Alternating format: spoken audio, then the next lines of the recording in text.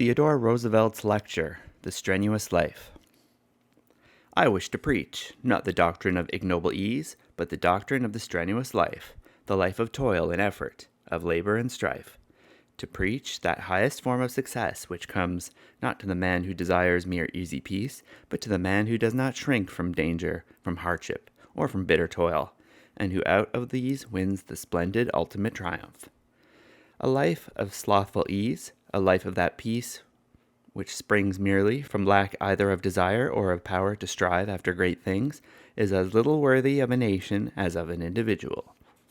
I ask only that what every self-respecting American demands from himself and from his sons shall be demanded of the American nation as a whole. Who among you would teach your boys that ease, that peace, is to be the first consideration in their eyes, to be the ultimate goal after which they strive? You work yourselves, and you bring up your sons to work. If you are rich and are worth your salt, you will teach your sons that though they may have leisure, it is not to be spent in idleness. For wisely used leisure means that those who possess it, being free from the necessity of working for their livelihood, are all the more bound to carry on some kind of non-remunerative work in science, in letters, in art, in exploration, in historical research. Work of the type we most need in this country, the successful carrying out of which reflects most honor upon the nation. We do not admire the man of timid peace. We admire the man who embodies victorious effort, the man who never wrongs his neighbors, who prompts to help a friend, but who has those virile qualities necessary to win in the stern strife of actual life. It is hard to fail, but it is worse never to have tried to succeed. In the last analysis, a healthy state can exist only when the men and women who make it up lead clean, vigorous, healthy lives. When the children are so trained that they shall endeavor, not to shirk difficulties, but to overcome them, not to seek ease, but to know how to wrest triumph from toil and risk. The man must be glad to do a man's work, to dare and endure and to labor, to keep himself and to keep those dependent upon him. The woman must be the housewife, the helpmeet of the homemaker, the wise and fearless mother of many healthy children. In one of Daudet's powerful and melancholy books, he speaks of the fear of maternity, the haunting terror of the young wife of the present day. When such words can be truthfully written of a nation, that nation is rotten to the heart's core. When men fear work or fear righteous war, when women fear motherhood, they tremble on the brink of doom, and well it is that they should vanish from the earth, where they are fit subjects for the scorn of all men and women who are themselves strong and brave and high-minded. As it is with the individual, so it is with the nation. It is a base untruth to say that happy is the nation that has no history. Thrice happy is the nation that has a glorious history. Far better it is to dare mighty things, to win glorious triumphs, even though checkered by failure, than to take rank with those poor spirits who neither enjoy much nor suffer much, because they live in the gray twilight that knows not victory nor defeat.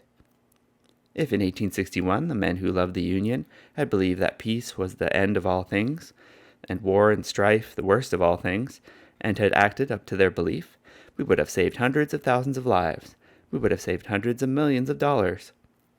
Moreover, besides saving all the blood and treasure we then lavished, we would have prevented the heartbreak of many women, the disillusion of many homes, and we would have spared the country those months of gloom and shame when it seemed as if our armies marched only to defeat.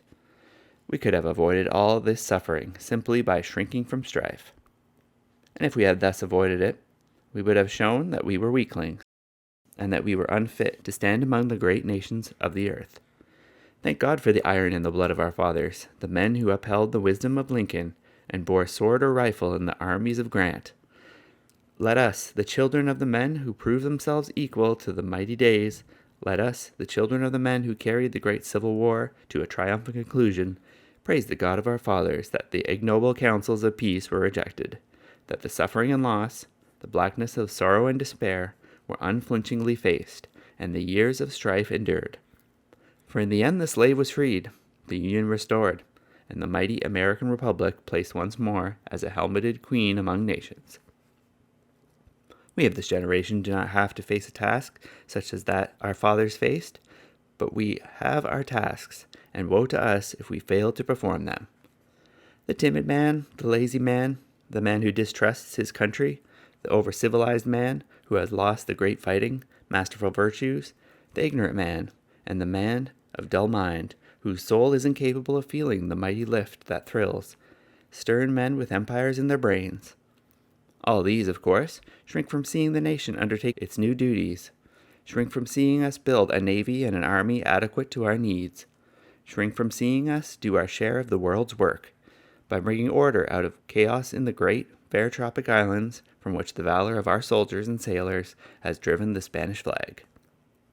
These are the men who fear the strenuous life, who fear the only national life which is really worth leading. They believe in that cloistered life which saps the hardy virtues in a nation, as it saps them in the individual. Or else they are wedded to that base spirit of gain and greed which recognizes in commercialism the be-all and end-all of national life, instead of realizing that, through an indispensable element, it is, after all, but one of the many elements that go to make up true national greatness. No country can long endure if its foundations are not laid deep in the material prosperity which comes from thrift, from business energy and enterprise, from hard, unsparing effort in the fields of industrial activity. But neither was any nation ever truly great if it relied upon material prosperity alone. All honor must be paid to the architects of our material prosperity, to the great captains of industry who have built our factories and our railroads, to the strong men who toil for wealth with brain or hand. For great is the debt of the nation to these and their kind. But our debt is yet greater to the men whose highest type is to be found in a statesman like Lincoln, a soldier like Grant.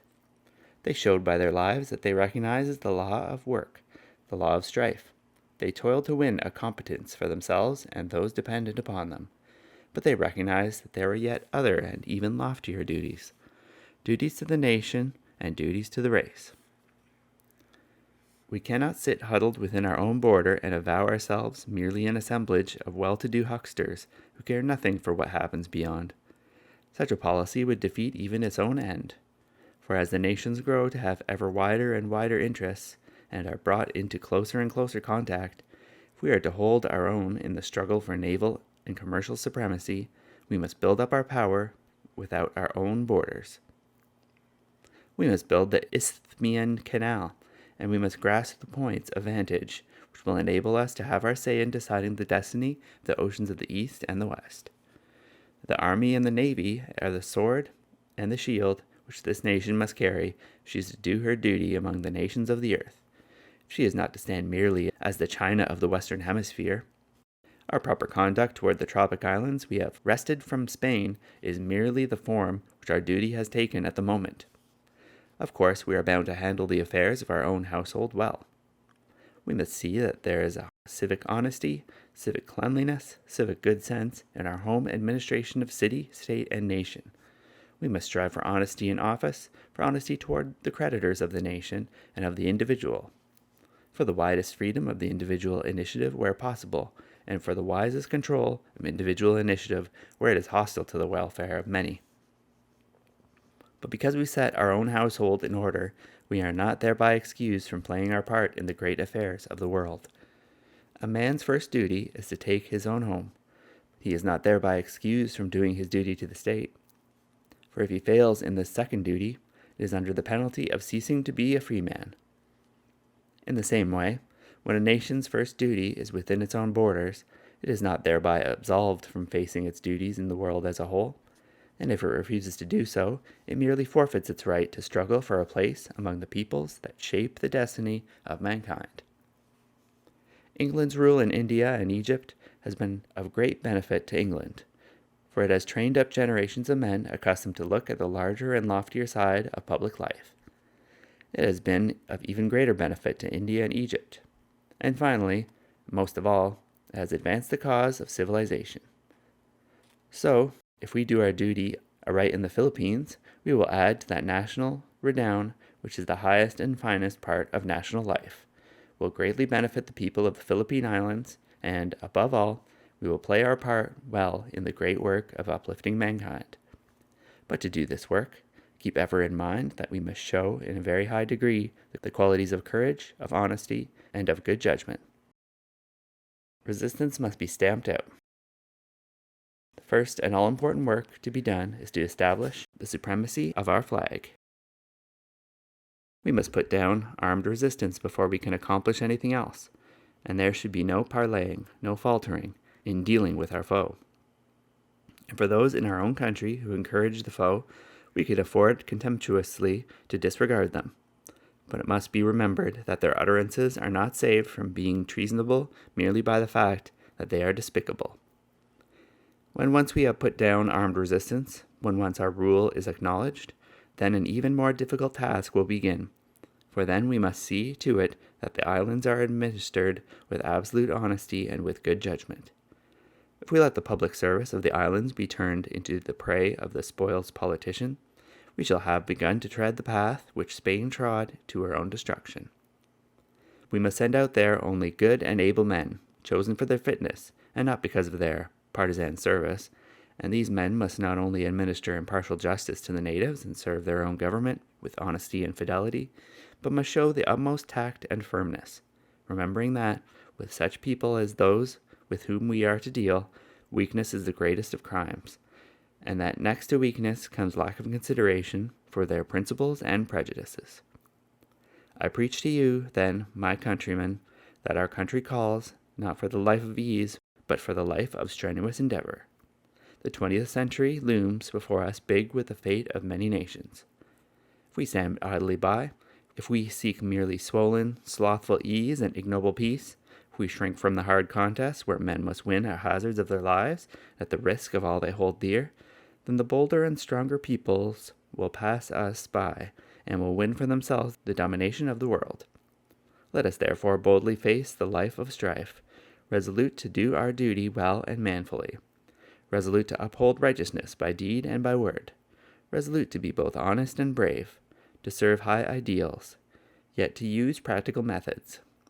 Above all, let us shrink from no strife, moral or physical, within or without the nation, provided we are certain that the strife is justified, for it is only through strife, through hard and dangerous endeavor, that we shall ultimately win the goal of true national greatness.